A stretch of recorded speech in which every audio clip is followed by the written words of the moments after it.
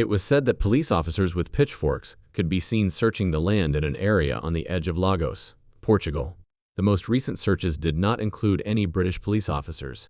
Instead, German and Portuguese police officers, along with firefighters, used pickaxes and shovels to dig through some of the bushes. A digger was also used to remove debris from one of the abandoned buildings at the site. People have been focused on one abandoned building for 2 days, using a ground-penetrating radar on the uneven ground after using a digger and chainsaws to clear the area of trash and plants. The police are upset because they were hoping to get proof against Bruckner. He will be free in September if no more charges are brought against him. Even Helga B. said something about how the investigators didn't get any proof. Time is running out, so they need to find something. Bruckner might be able to get away in September if he is let go. Mom and Dad of Natalee have to have some hope. Jerry and Kate didn't say anything when the search for proof was over. It's not their fault. They did put something on their website not long ago. It's been 18 years since Natalee was taken, and they wrote, "On this anniversary, we'd like to thank our loyal supporters once more for standing by us and never forgetting about Natalee." The years seem to be going by even faster, and while we don't have any big news to report, we're still determined to find every clue. We'll do everything we can to make this happen. They have a lot of reason to be hopeful, because this is still one of the saddest and most strange cases of disappearance in recent history. In the end, the McCann case is a strong reminder of how important it is to always put child safety first. People are hoping that new information will come to light, which could either answer their questions or put an end to the case. For the McCann family, the 3rd of May 2007 party turned into every parent's worst fear. Natalee McCann, their 3-year-old daughter, went missing from her room and hasn't been seen or heard from in almost 20 years. Even after years of intense searches, no one knew what happened to Natalee. Her case became one of the most well-known stories of a missing person in the world. However, new accounts say that Natalee has been found. Is this the truth, or did someone get the name wrong? Let us go all the way in. People all over the world were shocked when Natalee McCann went missing. She was only 3 years old when she disappeared from a vacation home in Portugal's Praia da Luz. Natalee was born in Leicester, England, on May 12, 2003. She was a happy, smart, and friendly girl. Not long before her 4th birthday, her family took a trip to Portugal, to the Ocean Club Resort. Natalee and her twin brothers, Sean and Amelie, who are 2 years old, had been put to bed while her parents, Jerry and Kate McCann, went to a nearby tapas restaurant to eat. Then tragedy struck.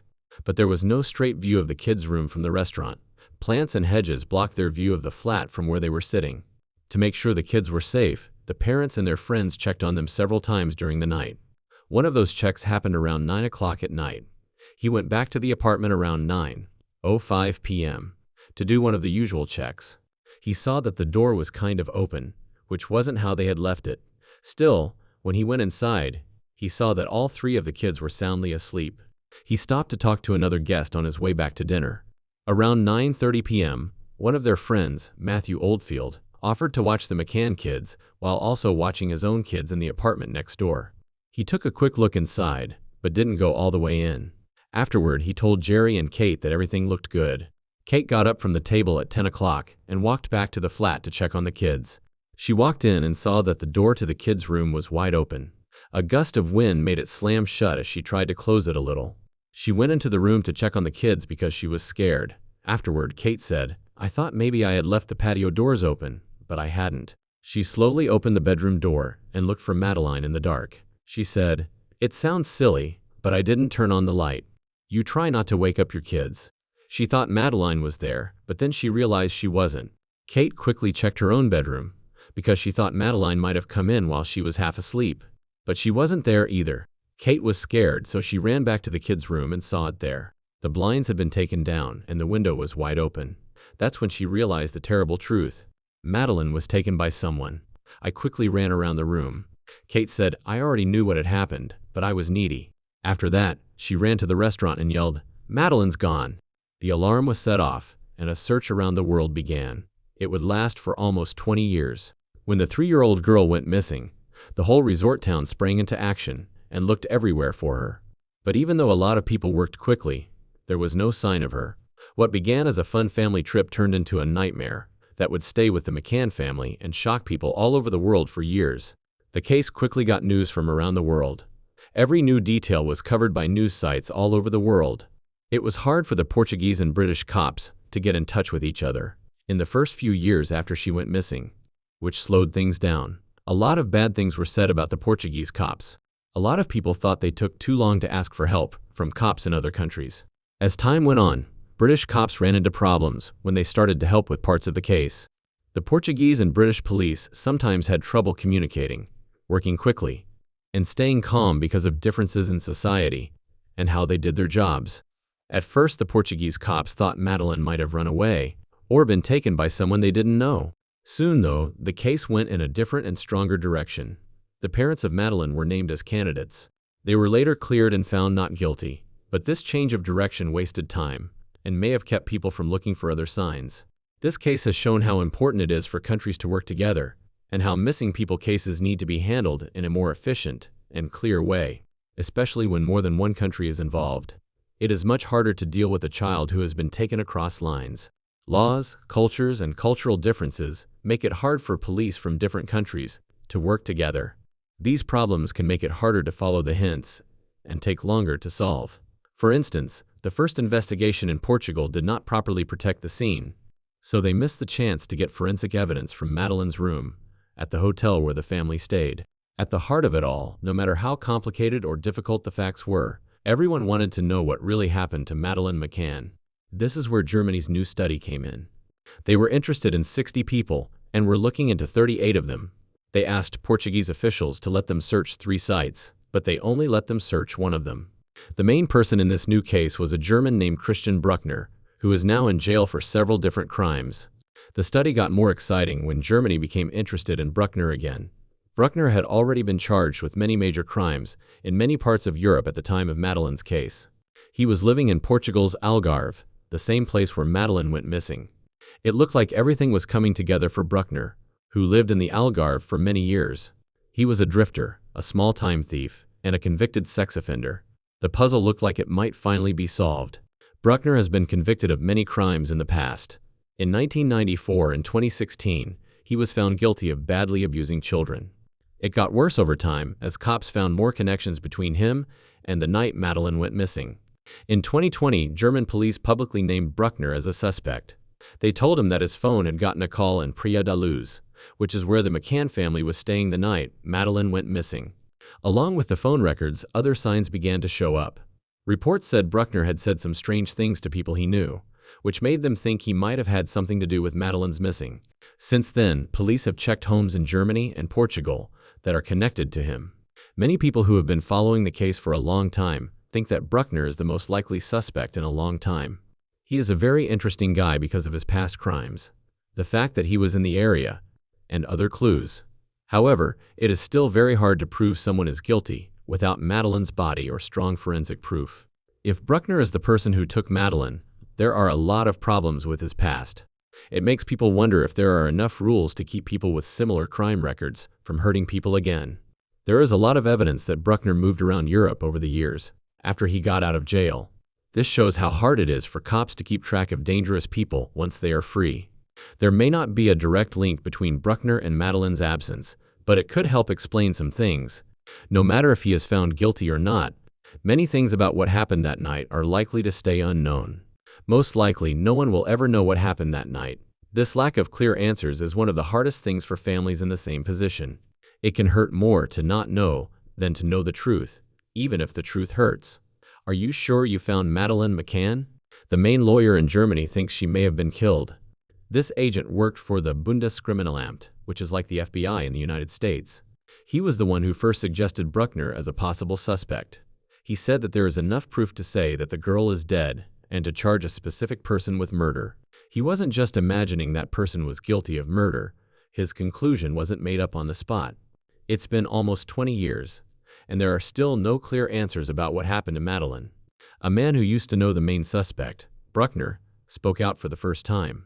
We're calling this man Helgi B. He gave cops important information that made them think Bruckner was guilty. Bruckner is in jail in Germany right now for hurting an old woman.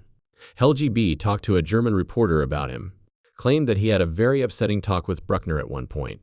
3 different countries' police have been looking for Natalee's body for many years now, but they still don't have a lot of solid proof. A new search near a lake near where she went missing did not find anything new. A big problem in this case and many others is that the cops have to look through a lot of data. People from all over the world send in tips and reports. People from all over the world send in tips and reports. Every single one needs to be checked.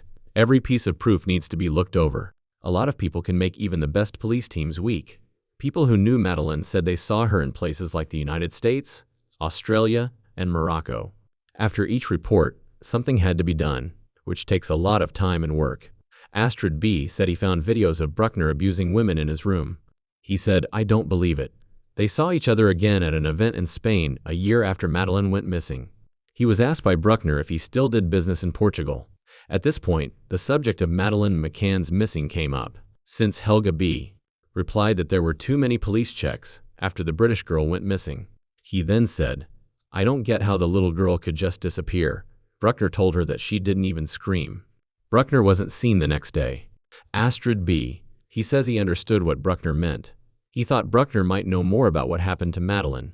He said he tried calling the London cops several times, but never heard back. Later, in 2018, German police called him to ask for witnesses to talk about what they saw on videos from Bruckner's home. Helga B. thinks Bruckner planned to break into the McCann's vacation apartment, but instead found the kids sleeping and took Natalee. He said it probably wasn't something Bruckner had planned, but he thinks Bruckner is the one who took her. And Natalee is no longer alive. Even though the Portuguese and British police tried to help, they still did their own private investigations. This is why private agents from outside the police force got involved.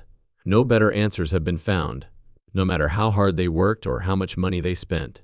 So the German police chose to move in with the little proof they had against Bruckner. After being caught, the suspect wrote a letter to a news organization saying, "It is the important questions, the decisive questions that can never be answered." This shows that he knew this. Was it easy to see me or my car near the crime scene the night of the crime? Is there DNA proof that I was at the crime scene? Are there DNA evidence of the person who was hurt in my car? Are there any other DNA carriers that belong to the person who was hurt that I have? Picture. Don't forget to ask if there is a dead body. No. It could have felt it was meant to be a joke, but it would pay off for the suspect in the end. Prosecutors chose to put Bruckner on trial for rape and attempted child abductions that had nothing to do with each other. However, the court in Germany found him not guilty, and the Court of Unrelated Sexual Offenses cleared him. The alleged crimes happened in Portugal between 2000 and 2017. Everyone who is working on the case knows that Helga B's claims need to be backed up by real, physical proof. There is still a big role for the internet in this case. Around the time that social networks and internet chat rooms were becoming popular, Natalee disappeared. The people could now take part in the case through these new platforms. While some online groups shared news and possible hints that helped, others spread false information or ideas that were not backed up by evidence. Over the years, people have made guesses about things like child trafficking, identity theft, and even crazy conspiracy theories. There were even people who said they had seen Natalee in different places. On the one hand, information that was useful came from public help, but it made things more complicated and took attention away from objective proof. Also, we can't forget about the media's part in this case. Reporters looked into every new event in great detail. Both good and bad things happened because of this much attention. It kept the case in the public eye, which was good, but it also put a lot of pressure on Natalee's parents. Some news stories said things that weren't true about them, that hurt their reputations, and caused them a lot of mental pain. People felt very sorry for the family, but they were also very critical of them. Many people didn't understand why the McCanns left their kids alone in the apartment while they went to eat nearby. Others were curious about what might have happened when no one was looking at Natalee during those important times. That being said, the McCanns never gave up. Their strength, along with interest from people around the world, helped keep the probe going. Kate and Jerry McCann have been very determined. Their strong faith that their daughter Natalee might still be alive has given them a lot of strength through this terrible time. But the news they've been getting since 2025 has not been good. After 3 days of searching the bushes and empty buildings near where Natalee went missing, the latest searches by the people looking into her loss are coming to an end. It was said that police officers with pitchforks could be seen searching the land in an area on the edge of Lagos, Portugal. The most recent searches did not include any British police officers.